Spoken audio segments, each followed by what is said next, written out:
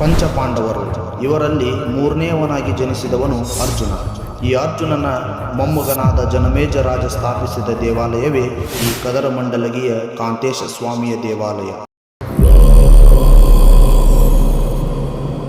ರಘುನಂದನ ರಘುನಂದನ ರಘುವರ ಸೇವನ. ಶರಣ್ರಿ ಎಲ್ಲ ಮಸ್ತ್ ಮಂದಿಗೆ. ನಾನು ದರ್ಶು ರಾವಳ್.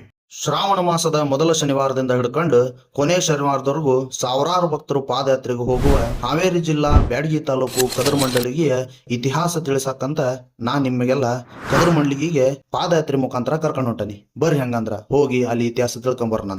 ನಾನು ಮತ್ತ ನಮ್ ದೋಸ್ತರು ಶ್ರಾವಣ ಮಾಸದ ಕೊನೆ ಶನಿವಾರ ಬೆಳಗಾವಿ ಮುಂಜಾನೆ 5 ಗಂಟೆ 15 ನಿಮಿಷಕ್ಕೆ ರಾಣೆಬೆನ್ನೂರಿಂದ 15 ಕಿಲೋಮೀಟರ್ ದೂರದಲ್ಲಿರೋ ಶ್ರೀ ಕ್ಷೇತ್ರ ಕದರಮಂಡಲಿಗೆ ಪಾದಯಾತ್ರೆ ಬೆಳೆಸಿದ್ವಿ.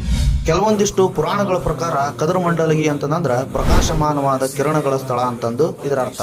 ಮತ್ತ ಇದನ್ನ ಹಳೆ ಜನ ಈ ಕದರಮಂಡಲಿಗೆ ಒಳಗ ಕಾಂತೇಶ ಸ್ವಾಮಿ ನೆಲೆಸಿದ್ರಿಂದ ಇದನ್ನ ಕಾಂತೇಶಪುರಿ ಅಂತಂದು ಕರಿತಿದ್ರು. ಈ ಕದರಮಂಡಲಿಗೆ ಒಳಗ ನೆಲೆಸಿರುವ ಈ ಸ್ವಾಮಿಗೆ ಕಾಂತೇಶ ಅಂತಂದ ಹೆಸರು ಬರೋ ಕಾರಣ ಏನಪ್ಪಾ ಅಂತಂದ್ರ ಇಲ್ಲಿರುವ ಈ ಸ್ವಾಮಿಯ ಕಣ್ಣುಗಳು ಪ್ರಕಾಶಮಾನವಾಗಿ ಹೊಳಿತವು. ಹಂಗ ಈ ಸ್ವಾಮಿಯ ಭುಜಗಳು ವಿಶಾಲವಾಗಿ ಅದವು. ಹಂಗಾಗಿ ಈ ಸ್ವಾಮಿಯನ್ನ ಕಾಂತೇಶ ಸ್ವಾಮಿ ಅಂತಂದು ಕರೀತಾರ. ಈ ಸ್ವಾಮಿಗೆ ಶ್ರಾವಣ ಮಾಸದ ಪ್ರತಿ ಶನಿವಾರ ಸಾವಿರಾರು ಭಕ್ತರು ತಮ್ಮ ಇಷ್ಟಾರ್ಥಗಳು ನೆರವೇರ್ಲಿ ಅಂತಂದು ಪಾದಯಾತ್ರೆ ಮುಖಾಂತರ ಈ ಸ್ವಾಮಿಯನ್ನು ನೋಡಾಕ ತಮ್ಮ ಊರಿಂದ ಅಂದ್ರೆ ಸುತ್ತಮುತ್ತಲ ಹಳ್ಳಿಯಿಂದ ಬರ್ತಾರ.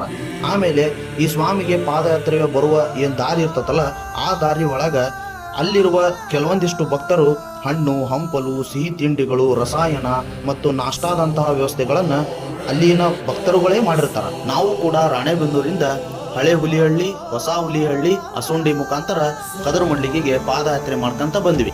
ಆಮೇಲೆ ಇಲ್ಲಿನ ಕಾಂತೇಶ ಸ್ವಾಮಿಗೆ ಒಂದು ದಿನಕ್ಕೆ 3 ರೀತಿಯ ಅವತಾರದೊಳಗ 3 ಮಹಾಮಂಗಳಾರತಿಗಳು ಆಗ್ತವು. ಮೊದಲನೇದಾಗಿ ಹನುಮಾವತಾರದೊಳಗ 1ನೇ ಮಂಗಳಾರತಿ ಆದ್ರ, 2ನೇದಾಗಿ ಭೀಮಾವತಾರ, 3ನೇದಾಗಿ ಮಧ್ವಾವತಾರದೊಳಗ 3 ಅವತಾರದೊಳಗ ಮಹಾಮಂಗಳಾರತಿಗಳು ನೆರವೇರ್ತವು.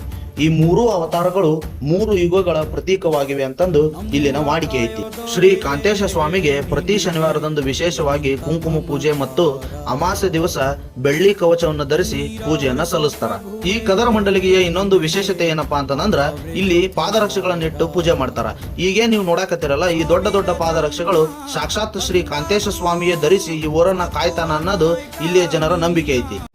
ಶ್ರೀ ಕಾಂತೇಶ ಸ್ವಾಮಿಯ ದೇವಸ್ಥಾನದ ಬಳಿ ಕನಕದಾಸರ ಮೂರ್ತಿ ಪ್ರತಿಷ್ಠಾಪನೆ ಮಾಡಿ ಅವರಿಗೂ ಒಂದು ದೇವಾಲಯವನ್ನು ನಿರ್ಮಾಣ ಮಾಡಿದ್ದಾರೆ. ಈ ಕನಕದಾಸರ ಮೂರ್ತಿ ಪ್ರತಿಷ್ಠಾಪನೆ ಇಲ್ಲಿ ಯಾಕೆ ಮಾಡ್ಯಾರ ಅಂತ ನೀವು ತಿಳ್ಕೊಬೇಕಪ್ಪ ಅಂದ್ರೆ ಅದಕ್ಕೊಂದು ದೊಡ್ಡ ಇತಿಹಾಸನ ಐತಿ. ಆ ಇತಿಹಾಸ ನಿಮಗೇನಾದ್ರೂ ಗೊತ್ತಾಗಬೇಕಪ್ಪ ಅಂತಂದ್ರ ಜೈ ಆಂಜನೇಯ ಪಾರ್ಟ್ 2 ಅಂತಂದು ಕಮೆಂಟ್ ಮಾಡ್ರಿ. ಹಂಗ ನಮ್ಮ ಅಕೌಂಟ್ನ ಫಾಲೋ ಮಾಡ್ತಾರೆ. ಮತ್ತೆ ಸಿಗೋಣಂತ ಪಾರ್ಟ್ 2 ವಿಡಿಯೋದಾಗ. ಅಲ್ಲಿವರೆಗೂ ನಿಮ್ಗೆಲ್ಲ ಸಲಾಂ.